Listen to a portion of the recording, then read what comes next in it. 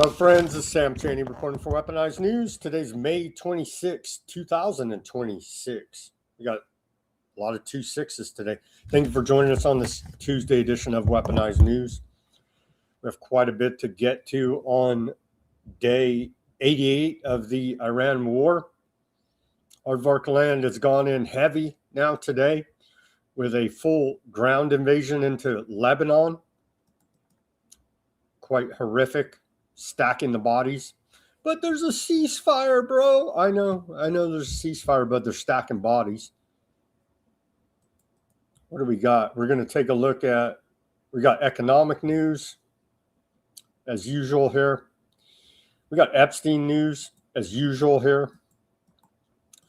We have a little bit of geopolitical news, a little bit. Russia's all pissed off. I don't know. Is Russia, the evil Putin, going to blow up Ukraine? I don't know.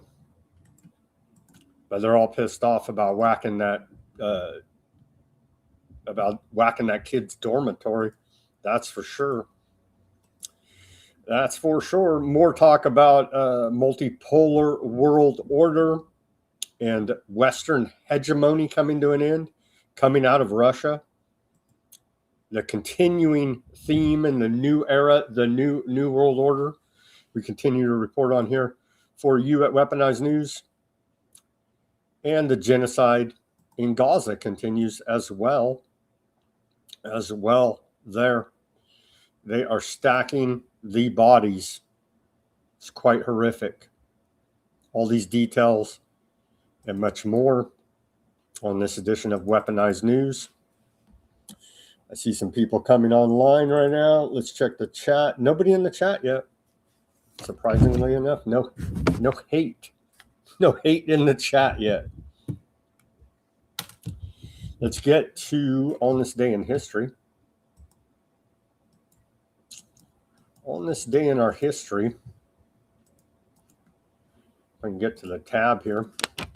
On this day of May 26, we go back to the year 553. Moon Jaguar becomes the 10th ruler of the Mayan city, Copan, modern day Honduras. Reigns for 25 years. Why can't we have a politician with a cool ass name like Moon Jaguar? That's a cool ass name, no? We got losers like Joe Biden and Donald Trump, whatever their stupid fake names are. We need a politician named Moon Jaguar, a la the Mayans. On this day in 1637, we saw the Mystic Massacre. Colonial forces kill about 500 Pequot people in Connecticut in the first major battle of the Pequot War. Killing those damn Indians, telling you. On this day in 1647, Massachusetts bans priests from entering the colony. Should have kept it that way. Damn religious fanatics will be the end of us, I'm telling you. On this day in 1781, the Bank of North America is incorporated in Philadelphia. On this day in 1805, Napoleon Bonaparte is crowned King of Italy. 1805 on this day. 1857, Dred Scott freed. U.S. slave Dred Scott and his family freed by slave owner Henry Taylor Blow only 3 months after U.S. courts ruled against them in Dred Scott versus Stanford. And so why is that? That's why the Supreme Court's legitimate, right? Because they said slavery is legal in America, right? Sure. 1897, on this day, Dracula is published by English author Bram Stoker. published on this day, Dragula, 1897, 1945. 1945 on this day, United States firebombs Tokyo. Quite horrific there. On this day in 1966, Buddhist sets himself on fire at the U.S. consulate there in Hue, South Vietnam. And I do have the image here, this iconic image. I'm sure everybody remembers this. I think old, who was it? I didn't even do my screen share. Old Rage Against the Machine had this on one of their album covers, I believe. And then went on to be For the Machine for the Bat Times, right? So, yeah, there it is. Self-immolation in protest of the Vietnam War by this monk. Quite a selfless act for peace. Amazing.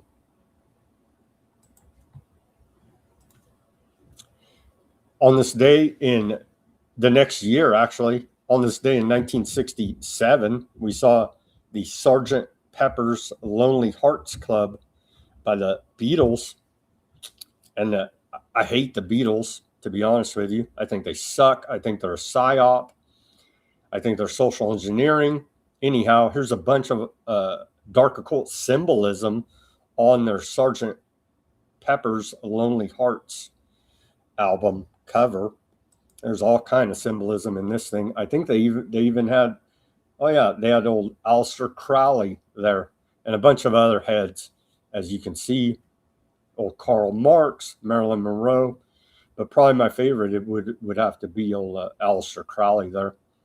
Extremely dark occult going on here on this album cover. 1967, released on this day. On this day in 2004, U.S. Army veteran Terry Nichols is found guilty of 161 state murder charges for helping carry out the Oklahoma City bombing. Him and old Timothy McVeigh.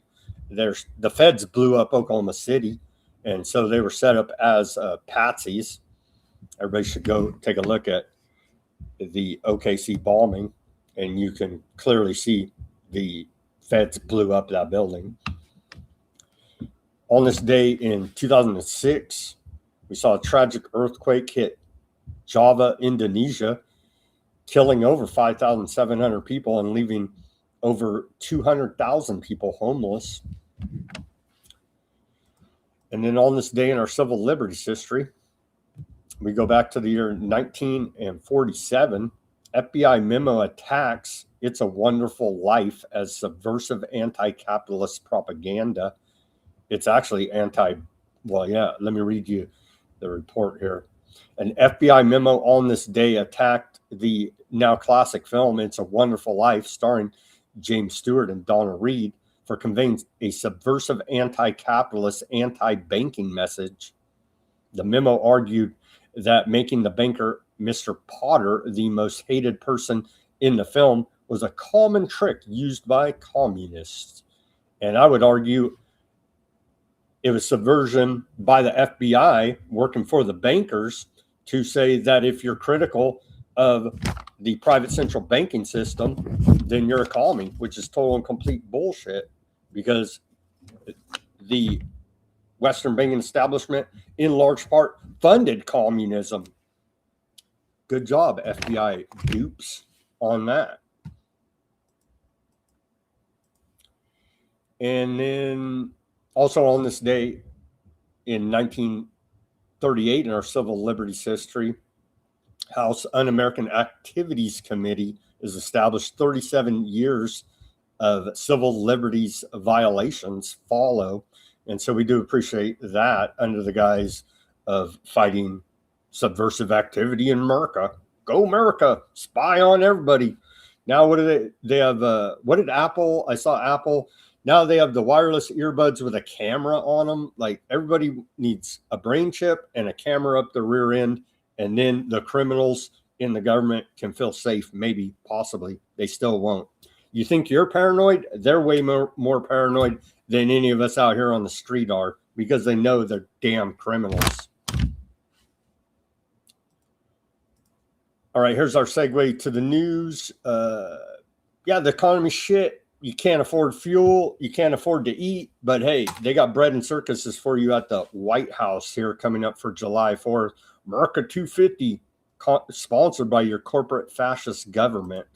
Here's a segue to the news. Bread and circuses on the White House lawn. UFC fighting. I'm a fan of the intensity of the celebration. Locals and visitors getting a first physical look ahead of UFC Freedom 250 after renderings were released this weekend, showing plans for a temporary arena on the South Lawn.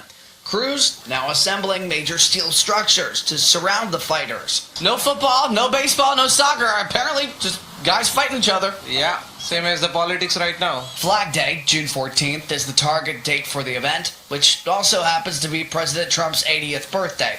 National Park Service records show event setup and tear down stretches from May 20th through late June, underscoring the size of the transformation. The Washington Post reports roughly 4,000 spectators are expected near the secured South Lawn viewing area. More people expected to gather in separate viewing areas. I think it's pretty cool though. Yeah, it's cool. Public loves bread and circuses, distractions from your corrupt government. Here's America 250. Again, I found this pretty funny. They're trying to sell us the idea that aardvarks are part of America founding. They're scapegoating the aardvarks. You understand what's happening here now? They are scapegoating them. But check it out. It's this is America250.org. The first prayer in Congress, 1774, Washington Circular Letter Prayer, and an aardvark blessing for the government, 1789. It says, bestow common sense, knowledge, and insight upon the head of our state. May he act justly toward us. Gladden and bring joy to our hearts. Amen. Congregate Beth Shalom. And so they just had to throw that bullshit in there, right? But the real bullshit is this. This is our corporate fascist government right here. And I know they care about a patriotism and the flag and all that bullshit. These are the corrupt bastards that are destroying our country right here. All these bastards. And then you go and look. Yeah, who's the sponsors? Your corporate fascist government. Deloitte, ExxonMobil, IndyCar, January AI, John Deere, Lockheed Martin, MasterCard, Oracle, Palantir, Penske, From Energy, SAP, Scott's Miracle Grow, Drink Your Roundup, UFC, and United Airlines. That is your corporate fascist government there, building monopolies, creating barriers to entry into the market so high that we have no enterprise in this country, free enterprise.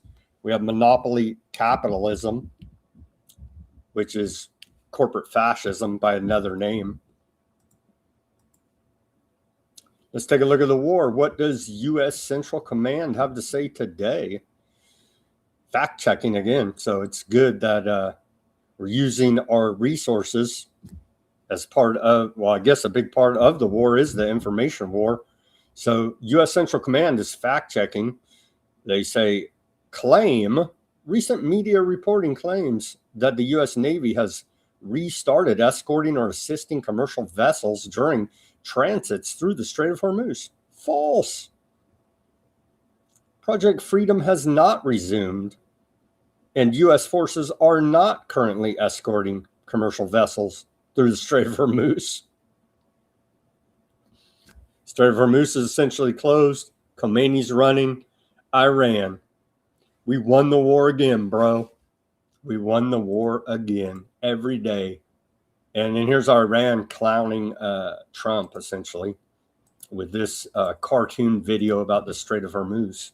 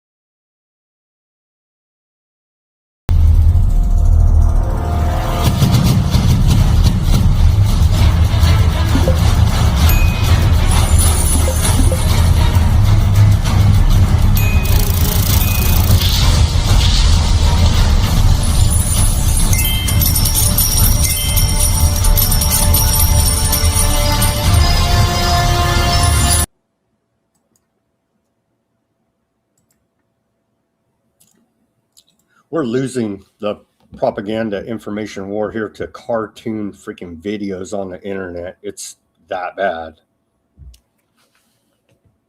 Trump said earlier today, and again over the weekend, we reported yesterday that unnamed sources within the White House said to disregard Trump's tweets because that's for domestic consumption and literally has nothing to do with actual negotiations with Iran. So they admitted backhandedly Trump is using his bully pulpit of chief executive to manipulate markets and profiteer off of the rest of our suffering. Trump put out this message earlier today.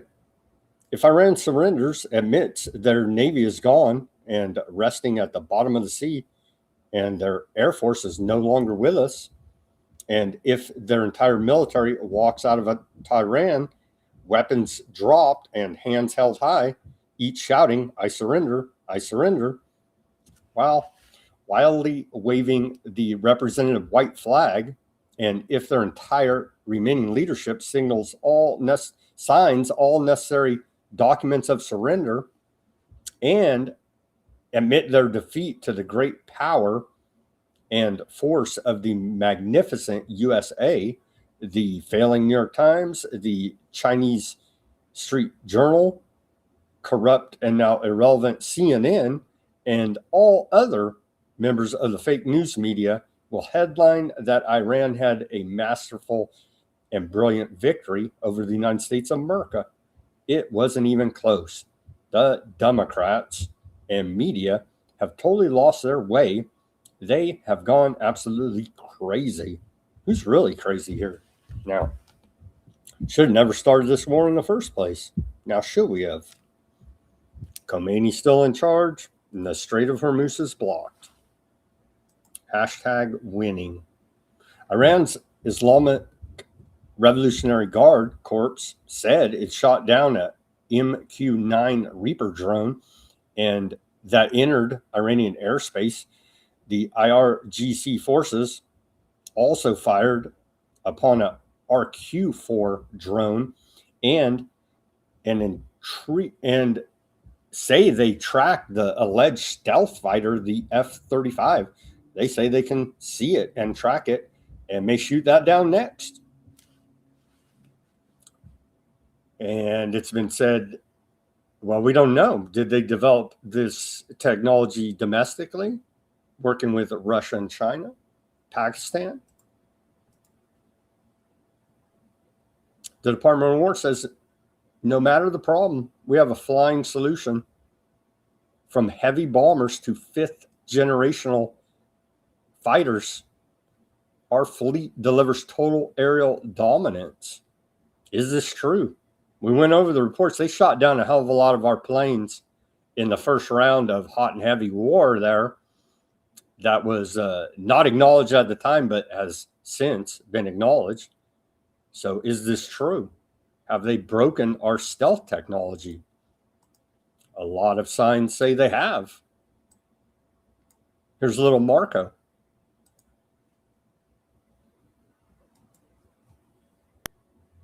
Well, look, I think our position is well stated. The president had a very important, I think, historic call just a couple days ago with a number of leaders from the region. I think there's strong alignment and agreement on what a preliminary draft should look like. I think that, like anything with something like this, it's going to take a couple days to settle on, even down to the disagreements over a word, sentence. So we'll have to work through that. If there's going to be a deal, we're going to have to work through that. But this is, it's either going to be a good deal or there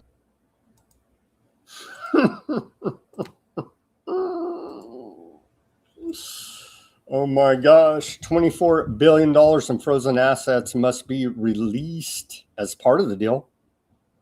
And then you go look at it and they're asking for $100 to $120 billion to be released. So, yeah. Hashtag winning. Well, we should listen to Ben Gvir. They're not happy with any kind of deal. Aardvarkland National Security Minister, psychopathic murderer Ben Gvir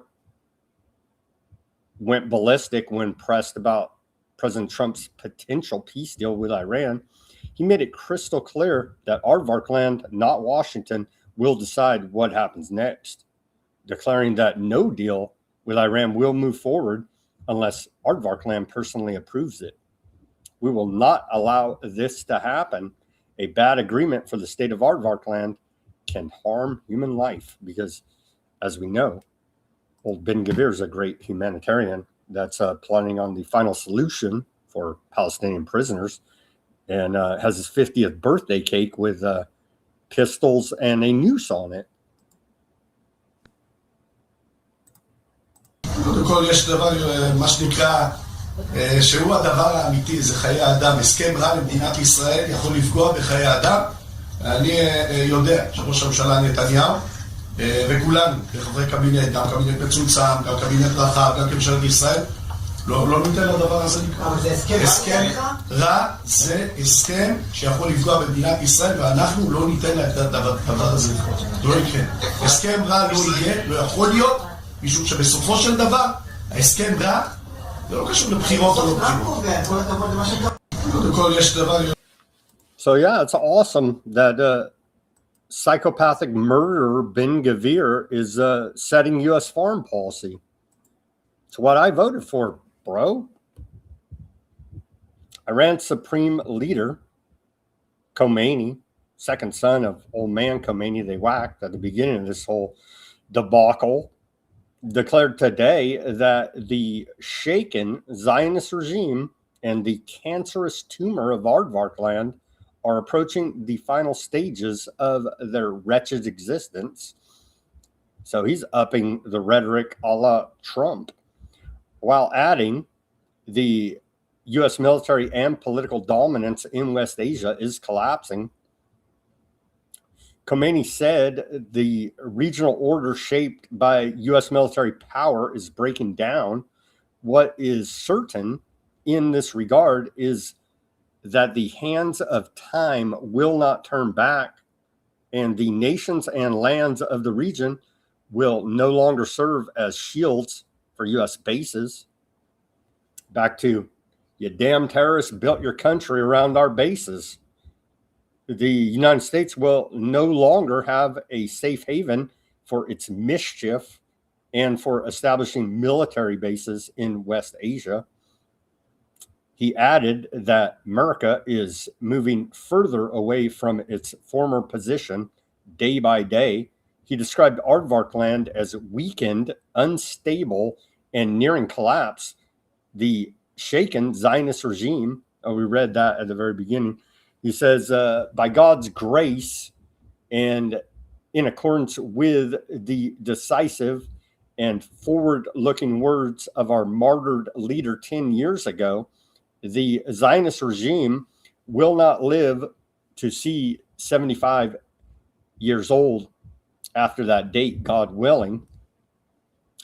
Khomeini framed this year's Hajj, the pilgrimage to go worship the Saturn square, right, as part of a wider political and ideological confrontation with Merca and Aardvark land. Down with Merca, down with Aardvark land shall become the common chants of the Islamic Ummah and the world's oppressed, especially among the youth.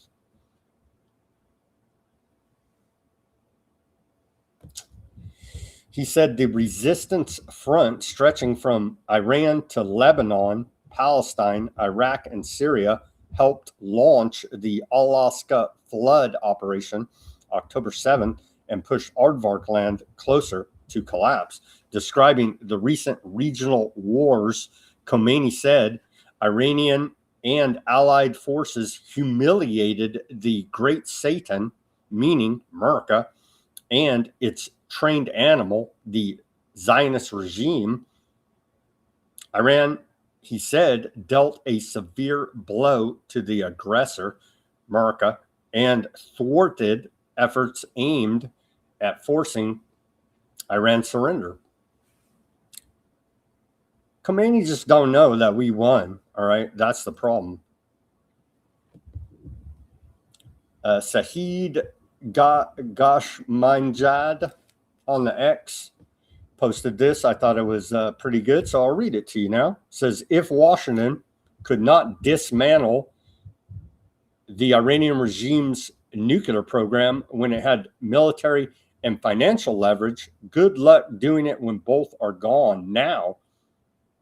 And Merca is losing all leverage for what? So Persian Gulf countries can sell oil at a lower price to China and Europe instead of them buying it for a higher price from Merca.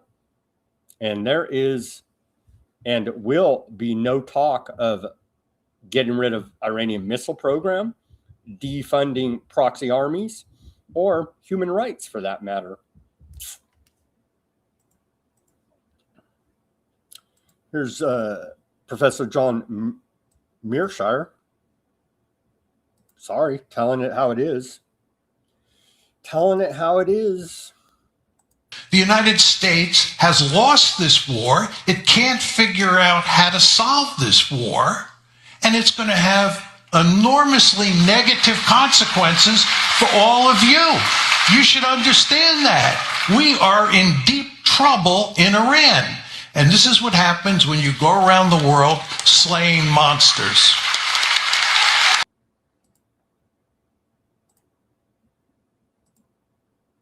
Indeed.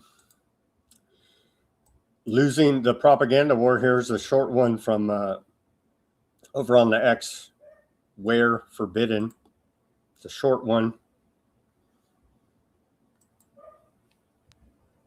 I think we had to kill the music, but you get the gist here.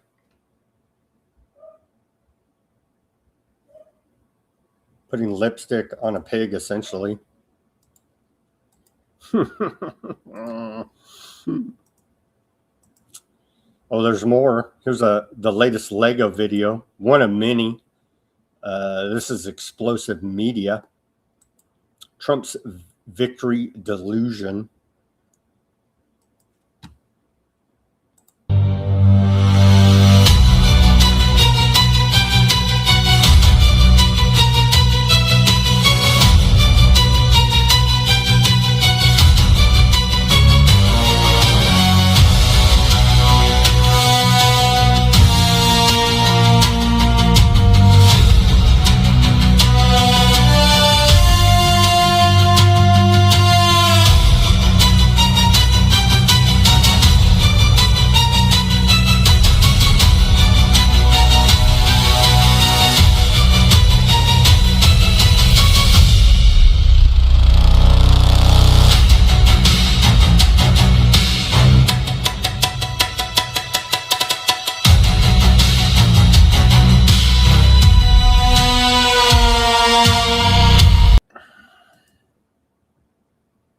It's real bad.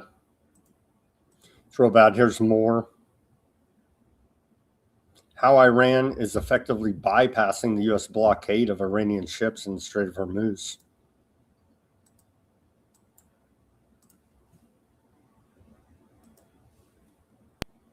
Reportedly, America blocked Iran's ports. Iran found another way out. Iran activated its rail route to China through Kazakhstan, Uzbekistan, and Turkmenistan. The sea takes 40 days. The train takes 15. The U.S. Navy cannot stop a train. America's blockade just became less effective. While America was blocking the sea, the UAE made a historic decision. For the first time in over 60 years, the UAE reportedly left OPEC. The reason is simple. The Strait of Hormuz is closed. No oil exports mean no money. The UAE cannot wait for America and Iran to finish their dispute. The UAE is now free to sell oil to whoever it wants at whatever price. The UAE was 15% of OPEC's capacity, and now that is gone. The oil market is more unstable than it has been in decades, and here is what no one is saying. If the UAE sells oil in Chinese yuan instead of US dollars, that could challenge the petrodollar system America has relied on since 1974. The petro. It's time to go ahead and bomb the hell out of UAE. See what's happening here. You know things are bad when even Mr. War, former Trump National Security Advisor John Bolton, says Iran is playing Trump because he's desperate to make a deal. Bolton went on to say he thinks everybody wants to make a deal on just about anything. That's not what these people are into. And they can see that Trump is so palatably desperate to have a deal that he can declare to be a victory. They're playing him on that. They're stretching him out. They're buying time. All that works to their advantage. Sad to say, looks like pretty spot on analysis there by John Bolton. Sadly enough, Mr. Mustache Man. Not the saxophone player, this John Bolton, right? Oh, man. But thankfully, this was reported, and we did report it at the time. Aardvarkland citizen Ori Solomon, who was arrested for operating an illegal biolab in Las Vegas. That was tied to the biolab here in Reedley, California, right down the road from me. It contained deadly pathogens, including HIV, malaria, tuberculosis, bats, rats, you name it, right? Has had all federal charges dismissed, and he is free now to return to his homeland of the Aardvarks, this character right here. And so we wouldn't have it any other way. Cook up bioweapons in your makeshift lab in your garage and then have all charges dropped so you could go, molest some kids. That's what they're into, right? So, yeah. America, justice, yeah.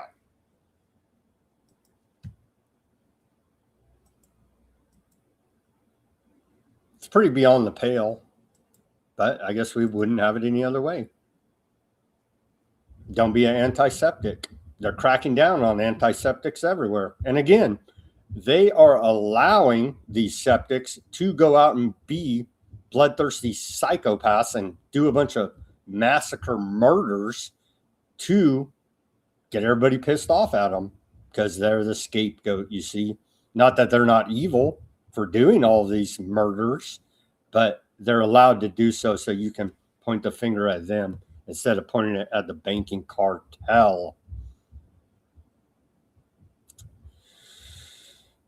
The Justice Department, still covering up the Epstein files, sues the University of California for antiseptic hostile educational environment. Earlier this year, the Department of Justice sued UCLA for subjecting its aardvark students and aardvark employees to an antiseptic, hostile work environment.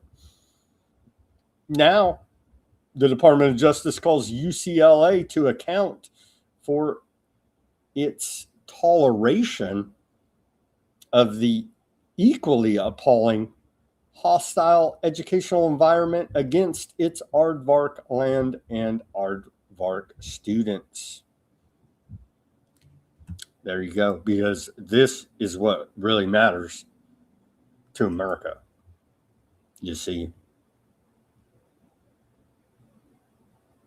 antiseptic, hostile educational environment. I don't know what caused that. I don't know, committing genocide?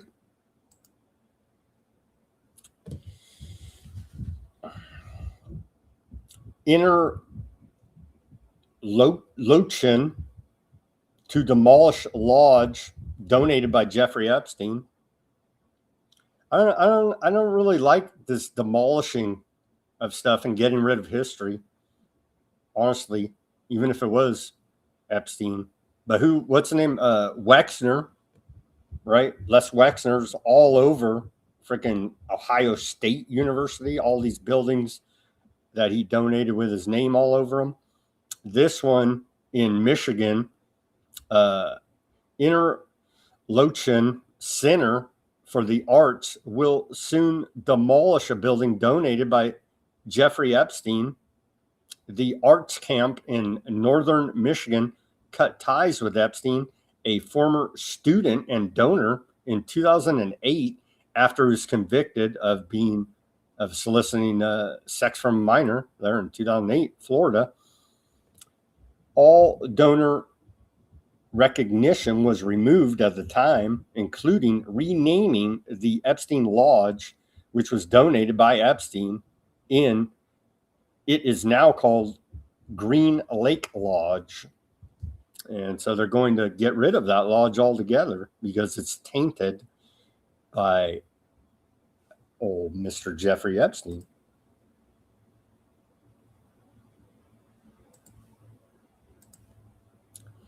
New Mexico AG calls on Epstein survivors to come forward amid Zorro Ranch investigation. Let's watch this report out of Scripps News.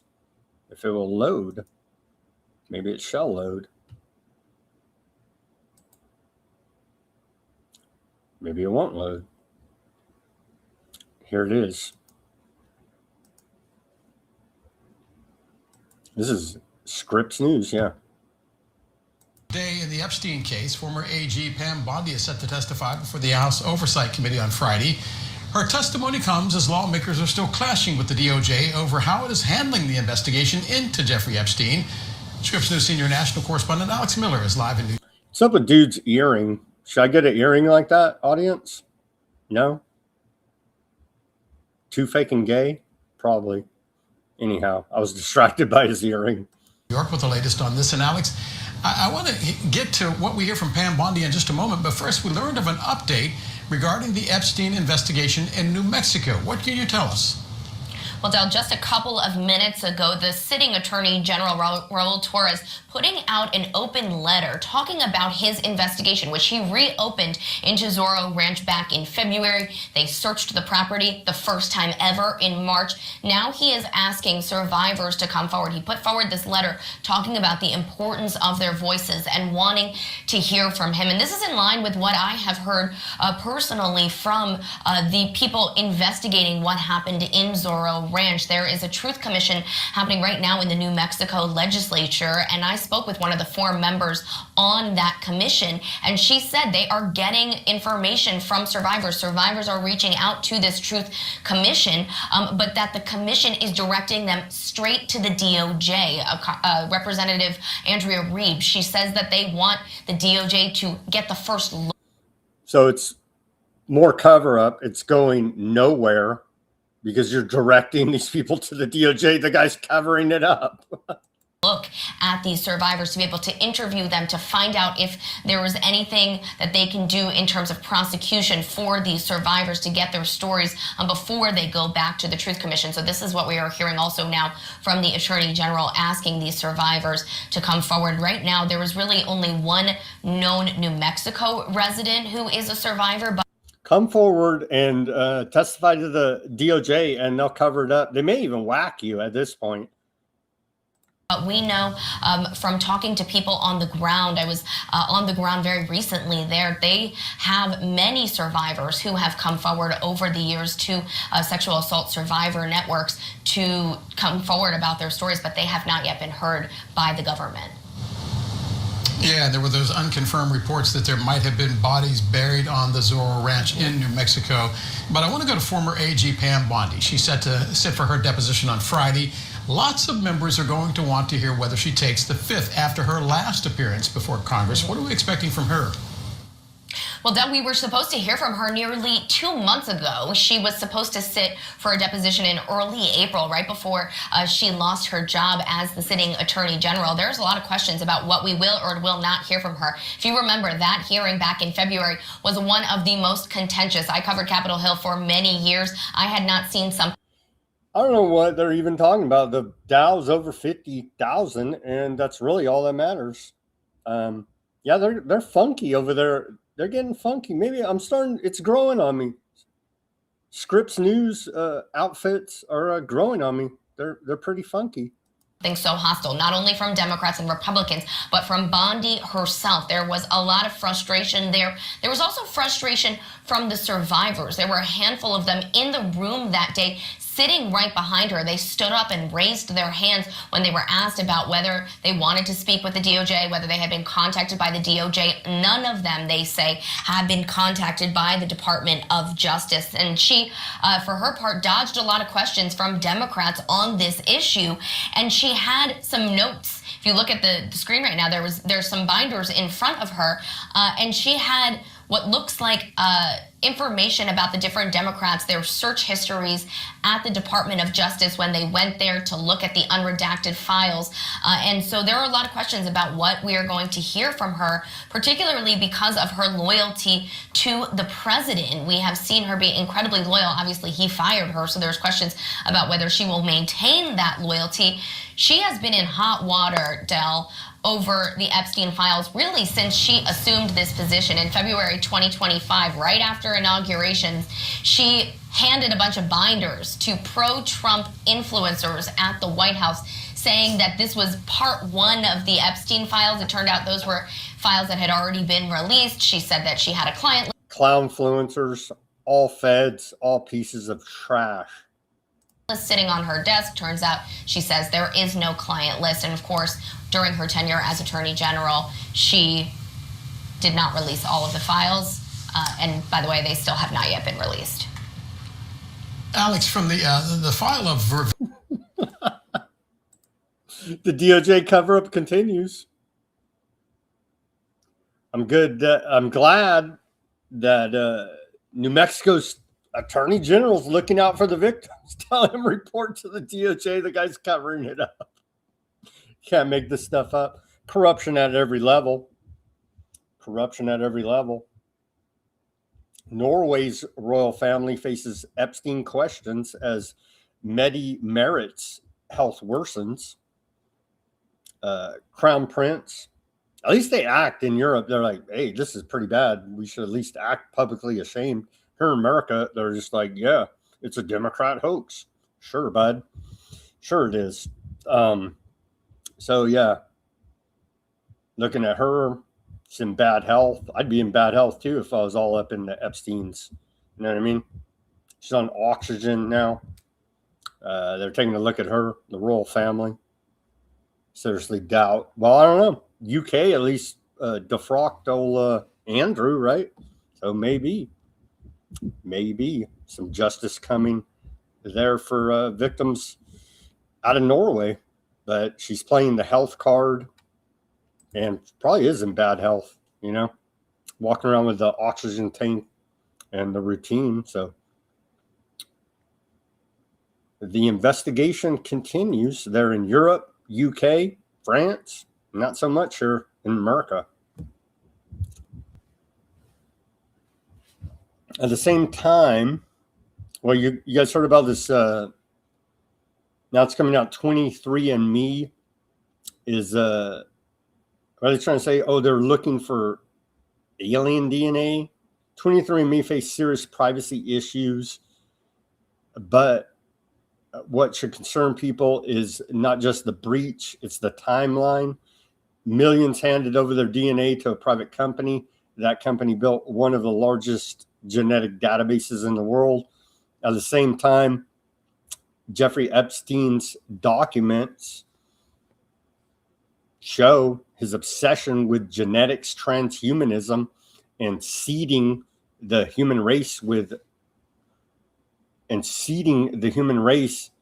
he has re-entered public discussions. His foundation reportedly distributed 23andMe kits throughout his social circle years ago. So many kits 23andMe flagged for him. So isn't that awesome? You think you're tracking your family ancestry back, your family tree, and Epstein is backhandedly using whatever genetic, biological material they got from you to go ahead and do some kind of crazy eugenics, transhumanist experiments. So that's wonderful. Reporter who investigated Jeffrey Epstein is fleeing the United States after alleged directed energy weapons attack. A journalist who has reported extensively on late financier and sex offender Jeffrey Epstein's notorious New Mexico ranch says she is fleeing the country, claiming she was the victim of a directed energy weapons attack. Elisa Valdez Rodriguez, a former Boston Globe and LA Times reporter who later became a best-selling novelist, said she abruptly abandoned her New Mexico residence after suffering what she described as symptoms consistent with Havana syndrome. This is the New York Compost. I don't know. Did they whack this reporter with a directed energy weapon? Her? It appears my home has been located by, well, whomever is unhappy about my reporting about Zorro Ranch and the local cover-up here and the military intelligence roots of the child sex trafficking operation Jeffrey Epstein and Ghislaine Maxwell were running here in New Mexico. She wrote last week on her Substack.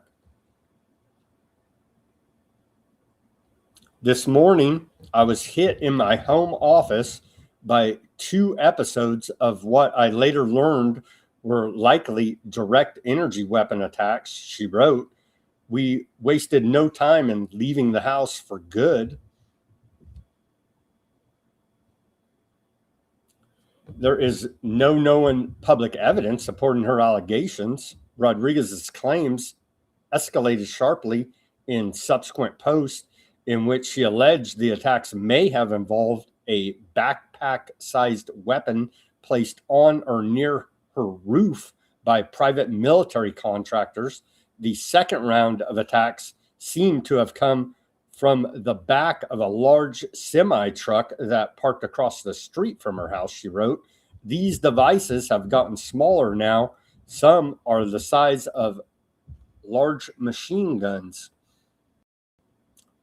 We've seen the LRAD gun, the handheld one.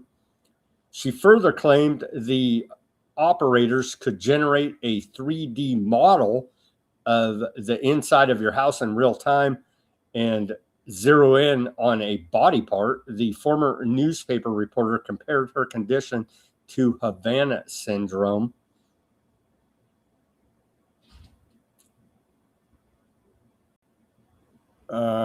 Yeah, well, they do have that technology, as we continue to report. Department of War brags about it now. Did they use it on her in this instance? I have no idea, but that's what she's claiming.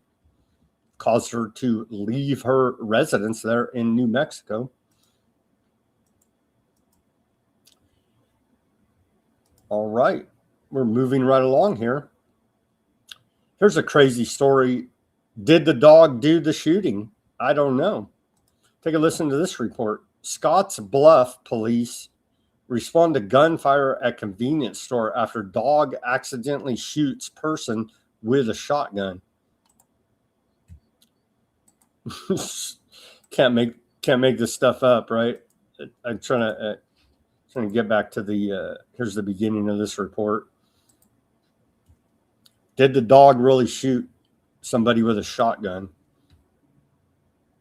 Investigating an accidental shotgun discharge at a convenience store. Police say officers were called just after noon Saturday to the short stop on Avenue I, first reported as a BB gun shooting, but later confirmed to involve a shotgun. Investigators say the owner of a pickup with a camper had stopped to shop when a dog in the back seat moved and apparently triggered a loaded shotgun, firing into the passenger side door panel. One pellet struck a woman who was stopped at a nearby light with her arm out of the window. Police say her injury is not believed to be life-threatening, and she was taken to Regional West Medical Center. Police also remind the public it's illegal under Nebraska law to travel with a loaded shotgun in a vehicle. Man, I'm telling you, that dog didn't even have a license, right? Wild. Okay, on to NASA here now. Talk about fraud. They're building this big NASA base. They gave the big contract, big NASA base on the moon, allegedly. They gave a big contract to old Jeff Bezos because he doesn't have a gazillion enough dollars. Here's they call it NASA Moon Base. And they gave the contract to Bezos' company, Blue Origin. And here's the presentation. NASA reveals a phased timeline for colonizing the moon with settler outposts. Are they ultra-Zionist settlers? They're going to go and burn the moon down? Wouldn't surprise me at this point. Yeah, Jeff Bezos' Blue Origin lunar lander won the contract to establish the lunar base. Maybe Katy Perry can be one of the pilgrims on the moon. Let's watch this presentation about the latest, greatest fraud coming out of NASA. So let's get started. This is a chart that kind of describes the vision that we delivered during Ignition Day. We envision the moon base to be hundreds of square miles with different assets, all building up to the objective of permanent lunar presence on the moon. To get there, we're going to break it up in phases, and phase 1 has already started. From now through 29, we're going to work to make sure that getting to the lunar surface is a high reliability endeavor. Many assets we can deliver there. We're also going to test and experiments. The science of survival, as the administrator said. We're going to experiment on the things that we know are ahead of us that we're going to need to build a permanent infrastructure, which is happening on phase 2, and then permanent habitation on phase 3. To do this, we're building and working on many different systems, from transportation to mobility, and we've broadcasted a pretty high cadence of missions that will help us to get there. Phase 1, for example, will have 25 launches, 21 landings, and we're planning to deliver about 4 metric tons of cargo to the surface of the moon. And we want to graduate from that to 60 metric tons to 150 by the time we get to phase 3. If you go to the next chart, when you think about the lunar surface and the endeavor of building a moon base, it's going to be extremely hard. And it dawns on us every day how little we know of the lunar surface. We did the Apollo program, we've had lunar probe, we've had a spacecraft, robotic spacecraft that have gone back to the moon, but we have explored very little. So we envision multiple assets. Those 21 landings is to deploy many types of assets in different areas where we have objectives for science, or we think it's a good place to develop the moon base. We're going to have landers, small and medium class. We're going to have constellations of satellites that will enable communication, navigation, pointing, observation. We're going to have rovers and LTVs. and also we're going to have drones. So, to talk about all of those assets, we're ready to make the first major award. And that is, something we advertised during Ignition Day, is for the LTV delivery landers. Through CLIPS program, we requested task plans for delivery of one or multiple 1 metric ton class NASA payloads to the South Pole region. In the base period of that task order, we'll basically ask the vendors to finalize the mission design, integrate and develop the integration plans, execute long lead hardware procurements, design and test the payloads, and demonstrate the compliance of the payload delivery system to the surface. Then in subsequent options, if everything goes well, they will build the lander spacecraft. So, the long-awaited moment for the delivery of all the LTV awards that we're going to announce today, NASA has selected Blue Origin.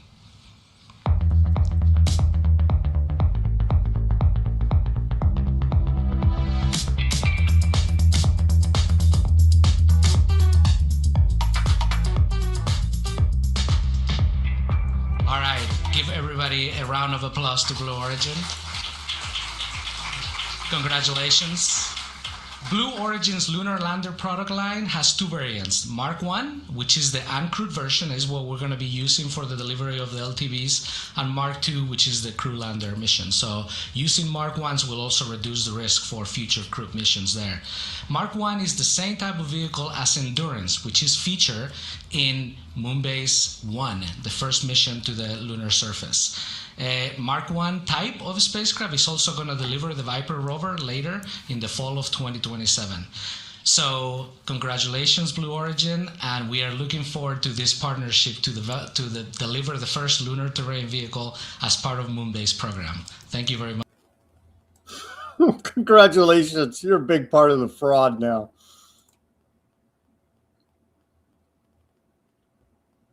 Here's a big report on clownfluencer fraud out of California. Let me take the live commercial break, and then we'll get to that report. Ruckus had a funny joke. The suspect has been collared. Let the dog go free. All right? The dog has a right to self-defense, the same as all the rest of us. This is America, damn it. Everybody go to weaponizednews.com/shop. Get yourself a holograph sticker. Pride Month's coming up. You can see the rainbow on the holograph there. Weaponizednews.com/shop. We got the white background sticker if you don't partake in Pride Month. And we have the clear background sticker there. This is a demo. You'll get a brand new one. Go to weaponizednews.com/shop. We have baseball caps, t-shirts, coffee mugs, all kind of gear over there, a few different books. Go take a look. The link's in the description below this video, weaponizednews.com/shop. Give me that like, share, subscribe, push that notification button. All of that's free for you. The like on some of these channels does work maybe half the time. I don't know. I think it does boost you, maybe, possibly. Anyhow, and I'm running low on dopamine. Give me those likes. I do have a couple videos going quasi-semi. What does it even qualify to go viral anymore? Over on the Facebook, on the Reels, there's a video clocking, I don't know, last time I checked, like almost 9,000 views. And so it may not be a lot to you, but to me, coming back from essentially being banned off the internet, only place I could broadcast was Bitchute and friggin' Odysee for years. It's kind of a big deal. Anyhow, I guess they're supplying me with my dopamine in that way. Go to weaponizednews.com/shop. Links in the description below that video. We take donations, buy me a coffee, Bitcoin wallet address, and Cash App. All the links in the description below this video. If by some strange twist of fate, for citing John Bolton, for example, we get kicked off one of these platforms, all the platform links are in the description below this video. We'll probably be on one of them. Most likely Bitchute and Odysee will remain, but who knows, unless they shut off the whole internet. So all the ways to access Weaponized News broadcast in the links in the description below this video. Become a paid subscriber, Weaponized News Substack. We give away everything free. You can get the value at Weaponized News Substack is you show support for independent reporting and analysis, brought to you 5 days a week by Weaponized News. We provide the full show there, a summary of the show in written form, so you can read through there, see if it's worth your time, if there's some interest there for you, and links to almost everything we talk about for documentation and further research purposes. Weaponized News Substack. Become a paid subscriber. Again, everything there is free for the public. I'm doing my public service like that. Any which way you choose to support us is truly appreciated. Thank you to all the donors, subscribers, and patrons to the store. Give me that like, share, subscribe. Push that notification button. weaponizednews.com/shop. I always go an hour. I got to get better about plugging because nobody gives you an hour with no plugs, or very few people. And this is an independent operation. We're not funded by the government or any of these clownfluencer operations out there. It's this is what you get from true independent reporting and analysis.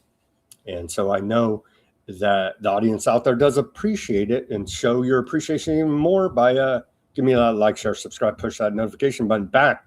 Welcome back to the second half of Weaponized News on this Tuesday, May 26, 2026 edition. Semaphore Media. I think these guys are like a spin-off group of the failing New York Times, I believe.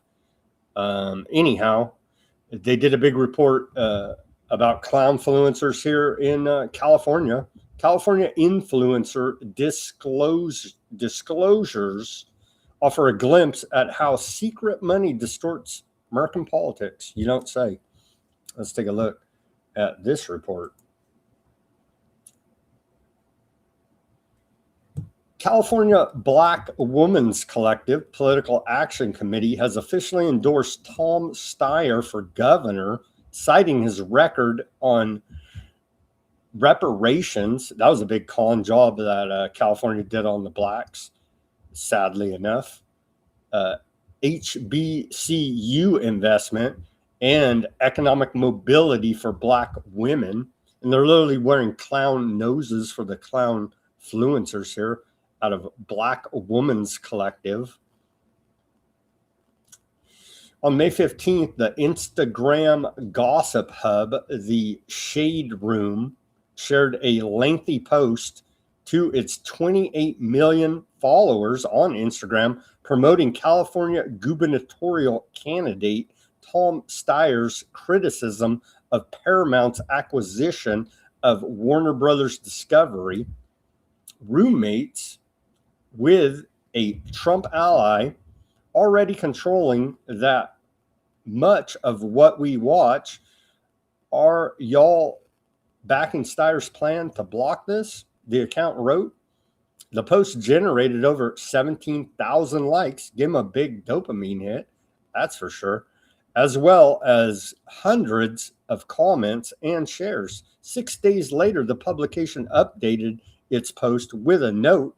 The account had received a $25,000 payment from the Steyer campaign, according to campaign spending documents shared last week. The Shade Room is hardly alone.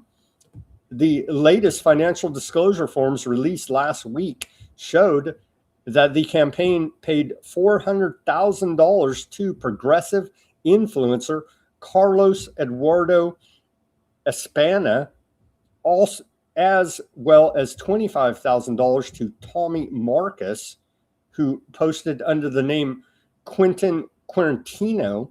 Earlier this month, the Southern California meme and news account Foes Gone Wild posted an interview with Steyer clad in a black t-shirt and a black LA Dodgers hat to its 3 million Instagram followers. According to last week's disclosure, Foes Gone Wild was later paid $50,000 by the campaign.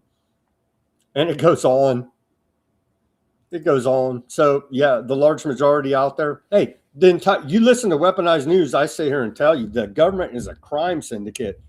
They're all criminals. I don't care. You're Republican, Democrat, Independent, Libertarian. Name the freaking guy. It's a crime syndicate. So there you go. And your clownfluencers are getting paid handsomely to push these criminals on you. So you should not follow or listen to any of these paid for political accounts. You've been warned about the corruption here and the scams and the fraud by Weaponized News. J.D. Vance, fraud, scam in and of himself, Mr. Technocracy, propped up by Peter Thiel. Changed his name 3 times. Was he even really a hillbilly? I'm starting to even question that. J.D. Vance says everybody should care about fraud. We do. And we're calling you out, Mr. Vice President. Let's watch this short clip because you're part of the fraud. He's now the federal fraud czar as they've declared a full-on war against fraud. But they are the fraud. In Oregon. And as I've said repeatedly, this should not be a partisan effort. Everybody should care about fraud. Everybody should care about rooting out fraud. Everybody should care about saving the American taxpayers' money. We do. Abolish the central banking cartel. You won't hear any of these politicians ever even talk about it. Like the last one to even talk about it was Ron Paul, right? His son, Rand Paul, every once in a while, and a couple others. I think,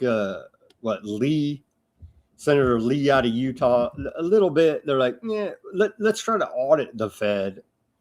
No, an audit's not going to cut it. We need to repeal the Federal Reserve Act, or this fraud will continue indefinitely, and the corruption of our society will continue indefinitely as long as we don't have sound money and they can print money at will. They can print enough money to bribe and corrupt anyone and everyone. And that is the core issue here now. But the fraud czar won't talk about that. I know you were sad when you saw that Elon Musk didn't win that contract for the moon base and went to Bezos. Don't be too sad for Elon Musk, because SpaceX, which is actually weaponized, part of Skynet, essentially here now, SpaceX on the same day has been granted a $2.29 billion contract from the United States Space Force. So the weaponization of SpaceX is going full speed ahead. And so thankfully, Elon Musk, Mr. Technocracy, is getting another $1 billion of taxpayer money to continue the fraud. Trump administration full-scale war on fraud. The White House put this out today. What does Denver say? Ron Paul equals Coca-Cola Classic in the glass bottles. Rand Paul equals Coke Zero in an aluminum can. Oh, that's so mean, but it's so true. It's so mean, but it's so true. Trump administration, war on fraud here now. So there's a war on everything. So thankfully, the peace candidate and the peace campaign of Donald Trump and J.D. Vance have declared war on essentially everything while losing all these wars. Trump and Vance are unleashing an unrelenting full-scale assault on the fraudsters, scammers, and corrupt operators who have looted billions from American taxpayers. It's just not true, again, or they would go arrest the bankers. And so it falls on deaf ears here. And it's good to clean up the little frauds here and there, but in large part, it's going to amount to jack. But they can roll out some Somalis. They'll roll out some Somalis, and they'll roll out some other minorities, and throw in some whites and be like, look at all these fraudsters. They're all Democrats, right? Yeah. we're bringing back trust to the government.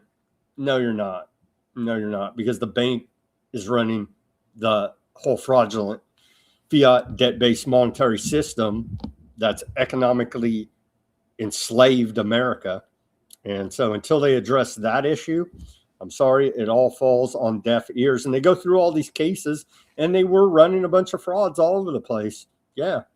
A bunch of hospices that don't exist in LA, cracking down on that's like low-hanging fruit. They're cracking down on food stamp fraud, SNAP fraud. That's like a one-finger golf clap. That's been going on my entire life. I can remember back before we even had all this electronic stuff. On the street, people were selling food stamps for 40 cents on the dollar. I mean, give me a freaking break here now. Small Business Administration referred 562,000 fraudulent or delinquent BAT era loans totaling $22 billion. You guys did. Operation Warp Speed created this whole freaking fraud. So why don't you take a mirror and look at it, and then you can find all the fraudsters, government. I mean, so yeah, there's little frauds going on here and there, but again, the big picture, they don't want any part of it, which is repeal the Federal Reserve Act, crushing billions of dollars in Medicare, hospice, childcare, and many other types of fraud. The Trump administration is bringing accountability and justice back to the American taxpayer. Taxation's theft, abolish the 16th Amendment, abolish the Federal Reserve Act, and then maybe I would take you guys halfway seriously. But until that happens, you're giant frauds, part of the crime syndicate known as the U.S. federal government. Here's, I found this one funny. It's like a 4-minute clip. I won't even play it, but Colin McDonald, Assistant AG for National Fraud Enforcement, addresses state attorneys general. He says, holding criminals accountable, protect victims of crime, and restore trust in your government. It's just laughable. Come join us in the nationwide fight against fraud. We are ready to partner with you. I would seriously advise against working with the feds. For all you know, they'll set you up. Seriously, that's who these people are. Aaron Day had a funny post, and it's funny because it's true. He says, it's Tuesday morning, yet the first day the markets are open after a holiday weekend. Time for a fake "we have a deal with Iran" announcement so that Lutnick and the boys at Cantor can get their short positions in before the 2 p.m. dump. And that's what they're doing. But hey, they're fighting fraud. They're fighting fraud, let me tell you.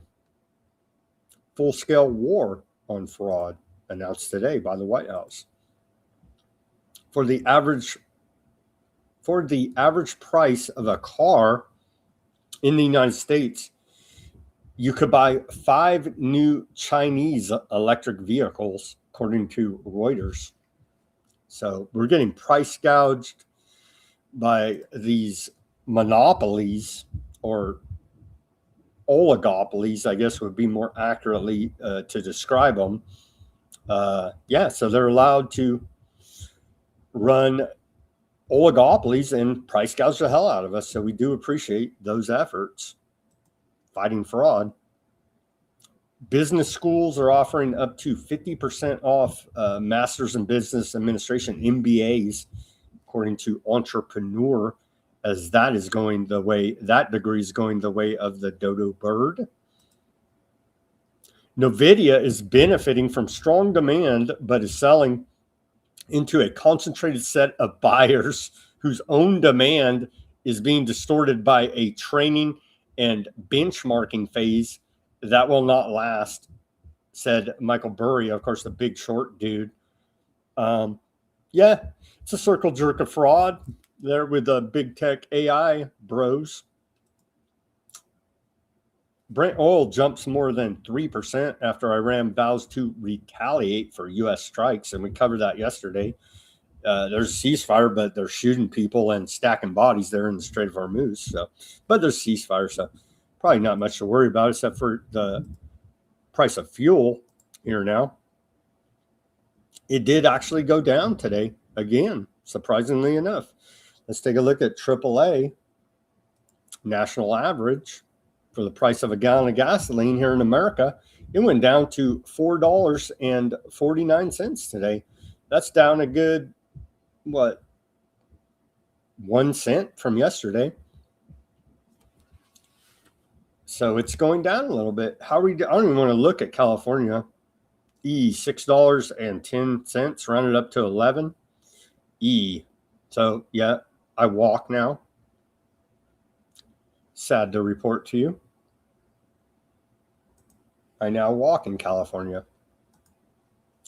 And again, let's take a look at the cost burden of this Iran war on U.S. households.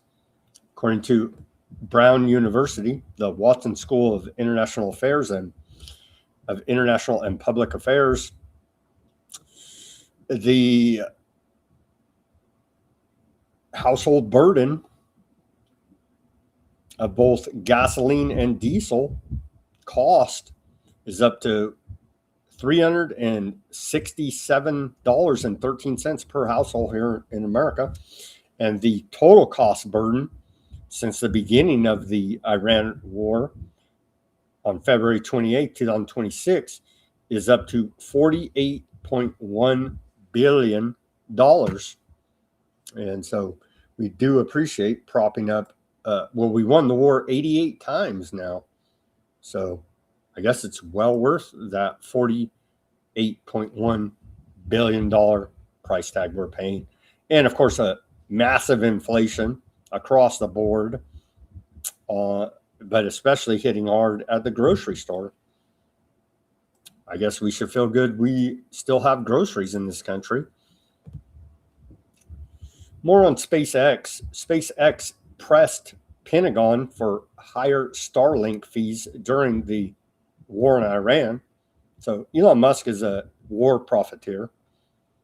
As Elon Musk's Starlink network powered U.S. kamikaze drones in the war in Iran, senior SpaceX executives concluded that the Pentagon should be paying significantly more for access to the satellite internet service. According to two sources familiar with the discussions and Pentagon documents reviewed by Reuters, SpaceX officials met with Pentagon representatives within weeks of the war and argued that the military was paying roughly $5,000 per terminal connection while effectively using a higher tier service valued at closer to $25,000 per terminal connection.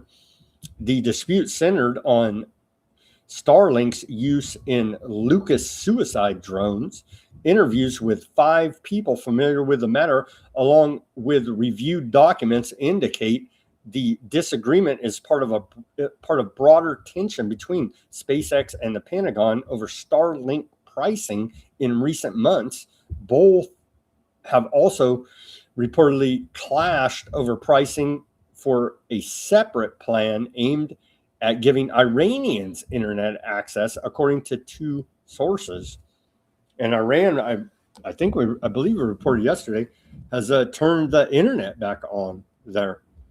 And so we do appreciate Elon Musk playing all sides and everything in between there and profiteering handsomely and essentially extorting the Pentagon out of $20,000 maybe per terminal connection. We do appreciate those efforts. The self-made gazillionaire propped up with government contracts and war profiteering. South Korea reveals the Jangbogun-in project, the development of domestically produced nuclear-powered submarines, with the first one expected to be ready by mid-2030. So South Korea is rolling out nuclear-powered submarines. That's what they're saying. Bloomberg reports here now, China's Great Bay Area will fuse 11 cities into a megapolis that includes Hong Kong, which Beijing hopes someday will be the new Silicon Valley. Let's watch this report out of Bloomberg. Exciting. The technocratic hellscape.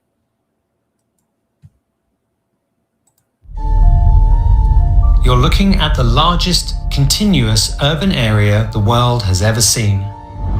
86 million people fused into a single $2 trillion economic engine. It's known as China's Greater Bay Area. It's a bold, very ambitious attempt by the Chinese government to integrate 11 cities. For China, this is just the start. Its latest 5-year plan pivots from individual cities to a focus on mega-regional China, a network of 19 massive clusters with the Greater Bay Area as a primary engine for growth. China's relying a great deal on the Greater Bay Area to provide this kind of a powerhouse innovative economy with a long-term goal. Smaller cities connecting into larger ones goes back millennia. Yet we're no longer talking about a few thousand merchants following a trade route, but instead hundreds of millions of people integrated into a single labor market. Where gaps once took centuries to close, rail lines and relentless paving are swallowing the landscape at a rate of kilometers per day. After 6,000 years of urbanism, cities are becoming larger and larger. Every single city is continuing to draw in more and more people for the kinds of opportunities that they can't get in any other sort of place. Economists believe that unifying the world's massive urban centers can revitalize economies and redefine the rules of growth. What happens here in China could be a blueprint for the future of humanity. This is China's Megalopolis project. There you go. So that's exciting. Go to your 15-minute megapolis city and be completely monitored and controlled by the government. It's what we call freedom here in America. All right. That's a great look at the future. Here's a report from Greg Reese, proofs and hypothesis for the Great Reset.